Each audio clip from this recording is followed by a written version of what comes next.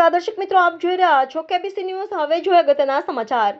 અકસ્માતમાં મૃત્યુ પામેલા એસટીના ડ્રાઈવર કંડક્ટરના પરિવારોને 13.20 લાખની સહાય। બંને મૃતકના પરિવારજનો દ્વારા એસટી બસના પરિવારના માનવતાવાદી અભિગમને બિરદાવાયો। જુદા જુદા 21 ડેપોના અધિકારી કર્મચારીઓએ મળીને યથાશક્તિ ફંડ આપીને કરી મદદ।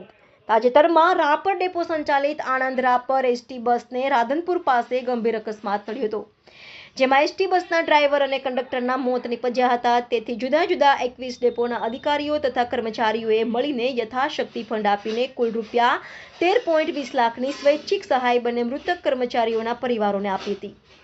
આણંદ રાપર બસને રાધનપુર પાસે નડેલા ગમખ્વાર અકસ્માતમાં રાપર ડેપોના ડ્રાઈવર અને સુંઢિયા ગામના કનોજી શંકરજી ઠાકોર તથા કંડક્ટર રાધનપુરના અમીરપુરા ગામના લાલાભાઈ વાજીભાઈ ઠાકોરના મોત નીપજ્યા હતા।